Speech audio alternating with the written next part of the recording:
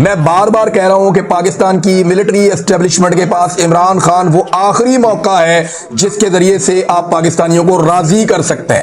میں یہ نہیں کہہ رہا کہ اس کے ساتھ ڈیل کرنے جا کے, میں یہ کہہ رہا ہوں کہ عمران خان آپ کے پاس آخری موقع ہے جو آپ کو عزت کے ساتھ آپ کی بیرکوں میں واپس بھیج سکتا ہے, کیونکہ اس کے بعد لوگ کسی اور کی یہ والی بات نہیں سنیں گے کہ ملک بھی میرا اور فوج بھی میری. یہ عمران خان کی حد تک لوگ سن رہے ہیں اور برداشت کر رہے ہیں. میں دیکھتا ہوں نا, لوگوں سے ملتا ہوں, لوگوں کا ریئیکشن دیکھتا ہوں. اوورسیز پاکستانی جو نغمے گایا کرتے تھے ہر وقت, جو بڑے جذباتی ہوتے تھے, وہ اپنے منہ سے کہتے ہیں جناب ہم کو ملٹری اسٹیبلشمنٹ کے خلاف ایک لفظ نہیں سن سکتے تھے, اور آج وہ لوگ خود چڑھ چڑھ کے بولتے ہیں. انہیں سمجھانا پڑتا کہ یار ایزی ہو جاؤ, کیا ہو گیا؟ وہ کہتے ہیں نہیں, سوال ہی پیدا نہیں ہوتا, انہوں نے بیڑا غرق کر دیا ملک کا. تو عمران خان وہ آخری امید ہے اسٹیبلشمنٹ کے پاس جو اسٹیبلشمنٹ کو عزت کے ساتھ بیرکوں میں واپس بھیج سکتی ہے. ادروائز پھر اس کے بعد یہ نہیں ہونا. اور آپ نے جو حربے آج تک استعمال کیے ہیں, اس سے پہلے کبھی نہیں ہوئے نا, اتنے ہی اور کر لیں.